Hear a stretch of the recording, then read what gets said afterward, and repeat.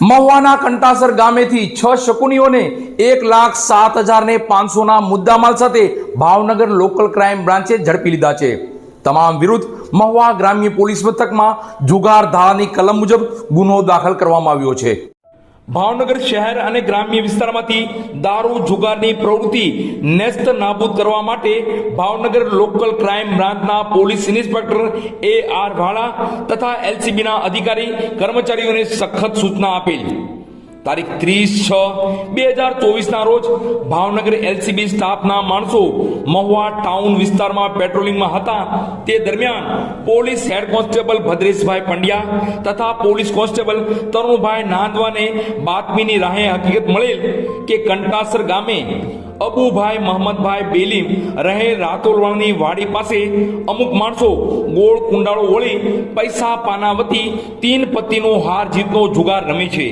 જે બાતમીના આધારે બાતમી વાળી જગ્યાએ રેડ કરતા નીચે મુજબના માણસો ગંજી પત્તાના પાના પૈસાથી 3 પત્તીનો હાર જીતનો જુગાર રમતા પકડાઈ ગયેલ।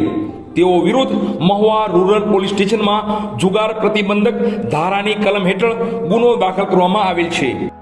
અકીલ અબ્બાસ અનીસ હુસેન નકવી ઉંમર વર્ષ 44 રે સાદા કોલોની મહુવા। વિપુલ ધીરુભાઈ રાઠોડ ઉંમર 32 જનતા પ્લોટ 1 મહુવા। ભાવેશ હકાભાઈ પરમાર 34 ઇન્દિરાનગર મહુવા।